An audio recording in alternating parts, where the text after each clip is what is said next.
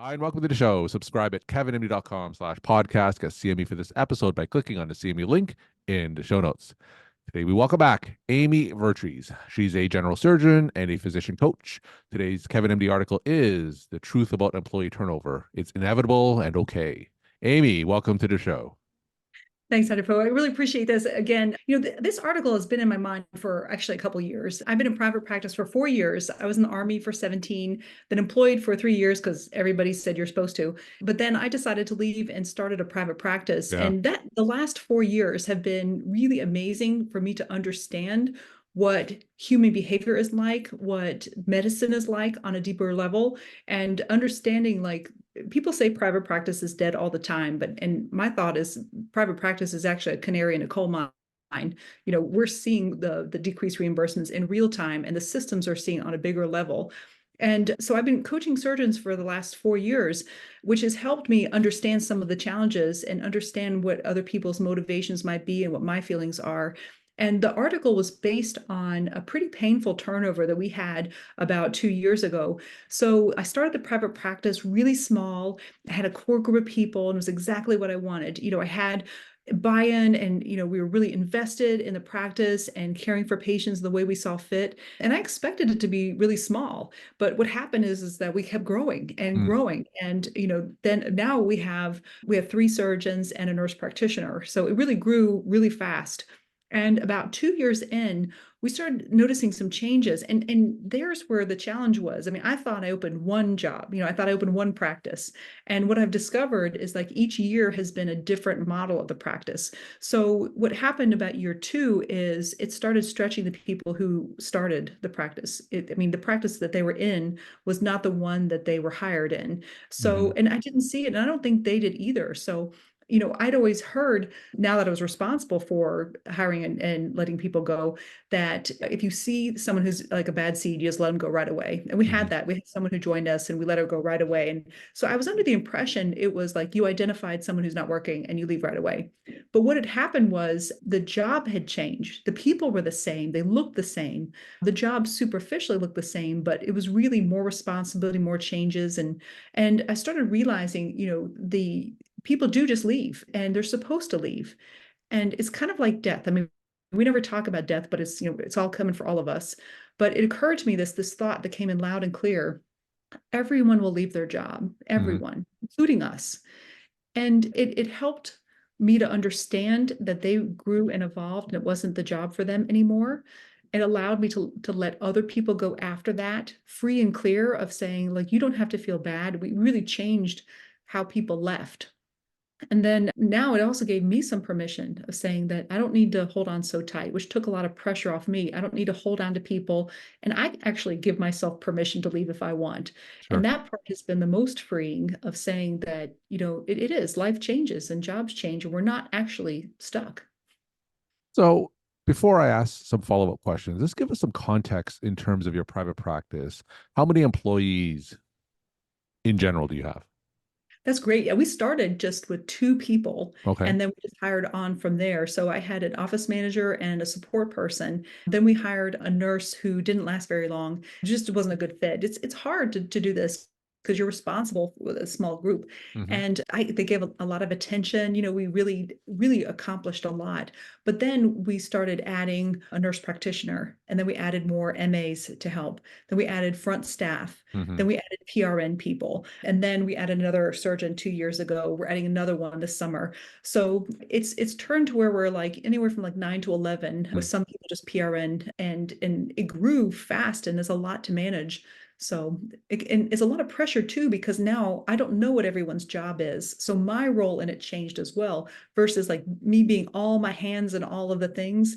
And it grows to a point where you can't do that. So you have to rely on people. I found pressure within myself to want to hold on to people who Hmm. really, and one person, I really had a hard time letting her go because she was so valuable. But, I learned if I hold on to someone who tells me, look, it's time for me to go, if I hold on to them, they're now staying out of obligation and not from a place of this is the place for me.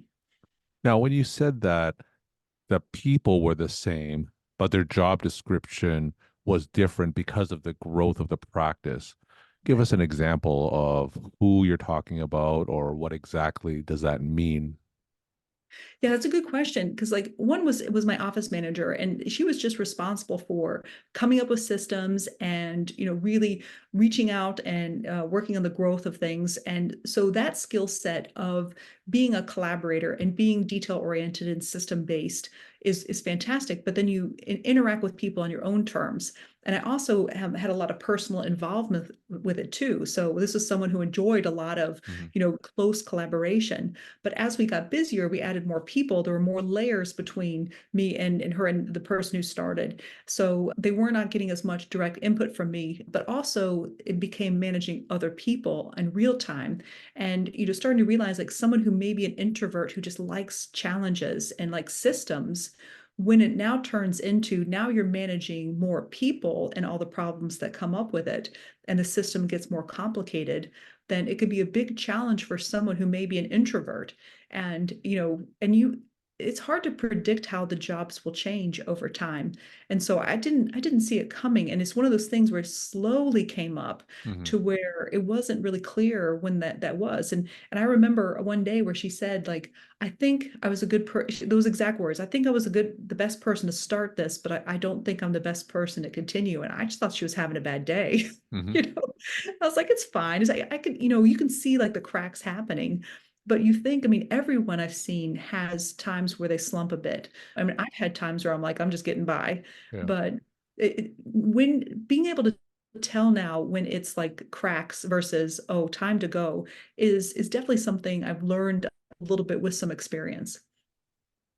Now, you mentioned that you transitioned from one practice into your private practice. Did you have any business skills or private practice skills before going into this private practice, this growing private practice, or is it something that you've just learned on the job? That's a great question. I was in the military and they were really great about letting us take ownership of patients and clinic early on. So I knew how to run an efficient clinic before I left residency, which I definitely is not necessarily always the case. I had always had an interest in coding and other business aspects. Hmm. I started the Boss Business of Surgery series in 2015 when I was a young attending, because we really just wanted to increase attendance at our American College of Surgeons meetings or chapter meetings. And I said, you got to give them something to do. And I needed to know all that. So that led me into creating this Boss Business of Surgery series that was initially just in-person meetings, but has evolved since then to a podcast. And knowing that I had the ability to do the private practice, because like, if not me, then who? So it came from a personal interest, and you really do have to find this information on your own. With the internet now, I mean, it's so much easier to Hmm. find information, but it's complex. It's complex to do all those things and realize there's regulations that you can get in trouble with. The reimbursement's a challenge, and you really have to have some idea about financial situations so you're not overpopulating your clinic, Sure. because it is one of your big expenses. So let's go through a scenario. If an employee comes to you and says something like, I may not be the right fit for your organization, or this job may not be right for me anymore, or I think I may want to move on. From your experience running the private practice, what are some common reasons that they would come up to you for that conversation? It's all interpersonal. And it's typically what happens is, I've definitely learned this over time. One of the main things that I coach on is the difficult colleague, and realizing that we often will respond to what we think and not what's actually said. And that's why a lot of people struggle at work, is we come with our own doubts and our own worries about how we're doing in the job. So when someone says something either in person or an email, we will interpret it based on what we're thinking about ourselves already, and we take their words as validation. So a lot of times what I do when I have an experience like this is I try to get them and me to see what the facts are. Like, what were the words said? What was the email details? Because a lot of times you start to realize that there's layers that you're adding to it that aren't there. And Hmm. this is where a lot of people get frustrated when they get in a bigger place and get HR involved, because any third party comes in is only going to look at the facts and not see the layers. So I've discovered that because a lot of people do already have their own thoughts about themselves, that I basically just get out what they're worried about and then deal with whatever the facts are in the situation. And then we kind of start from scratch and work on what's actually the problem, which is usually almost always a common theme of, I'm not sure I'm doing a good job. And that we have some control over when we can talk to them and say, are you doing, how are you in the job? Are you happy? Are you satisfied? Are you challenged? And one way you can also see like that great performer, if you've ever had that great performer who says, that's it, I need to leave. Hmm. You're like, but you're so great. And then you start to realize, I don't actually touch base with them anymore. They've been so great. I basically know I can ignore them because they're going to do a great job. So what happens, our reaction to them has changed. Hmm. They used to get lots of praise because they would go over and above. And the two things that happen is either we stop complimenting them because, we forget to because we've done it for so much and we really appreciate it, but we don't tell them. Or the second thing is that they're the kind of people who want to please other people. And if they're not challenged in the fact we're really pleasing other people to where they're really happy, they're going to find somewhere else where they do. So it can be a challenge of reading people and see what their real motivations are. So you're saying that the majority of cases why people would want to move on are interpersonal, and it's less frequently things like more money, better benefits elsewhere. Is that correct?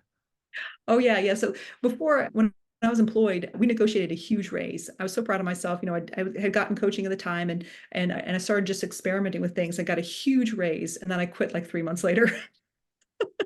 And that's what I discovered is like for me personally, I realized, money is helpful and money tells you that you're appreciated, but it's complex to see what you really need to get out of the job.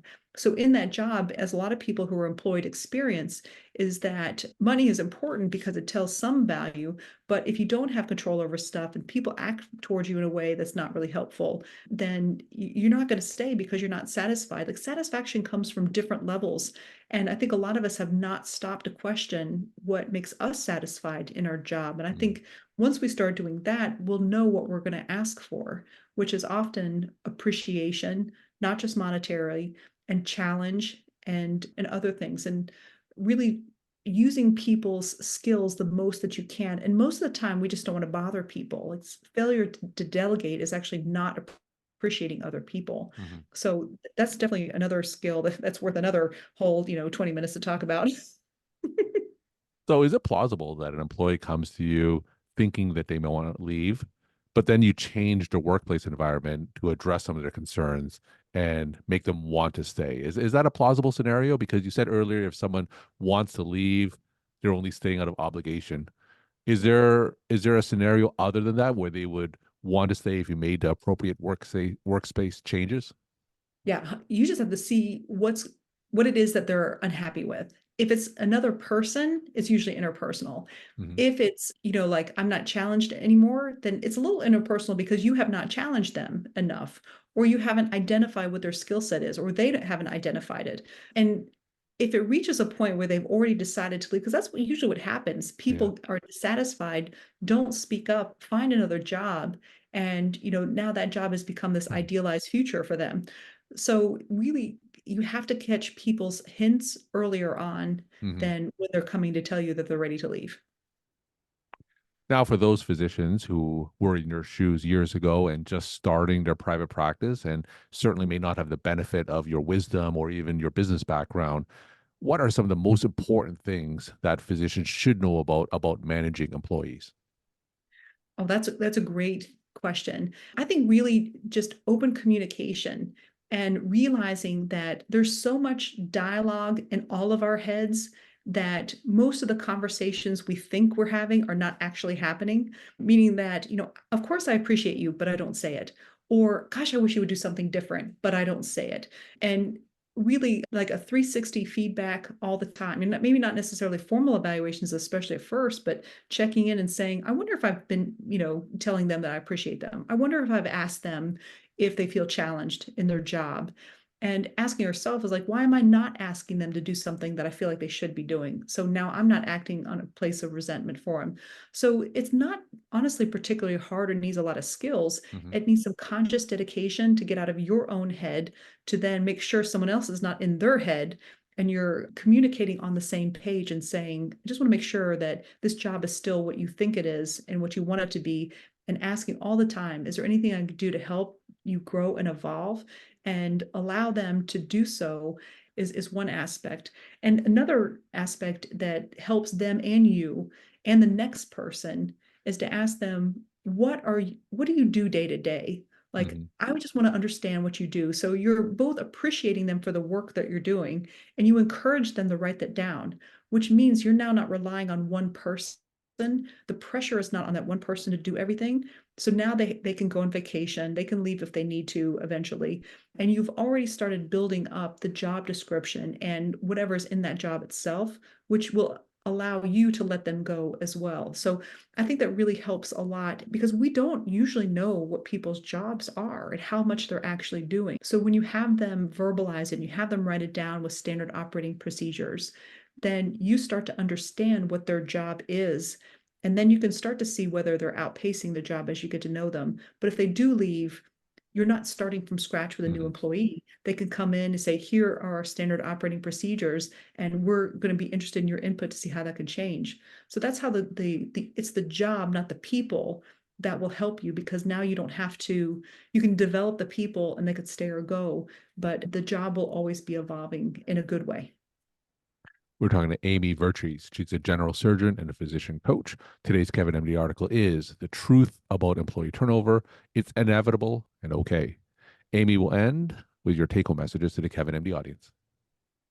My take home message is, this is really all just about communicating with other people. It sounds hard. It's really not. It's basically, when you have someone who works for you, it's a great honor and respecting that as the person and really helping them be the best person that they're going to be is really the best winning strategy for that. And it's honestly so much easier. Amy, as always, thank you so much for sharing your perspective and insight, and thanks for coming back on the show. Thanks, Dr. Bo. I appreciate it.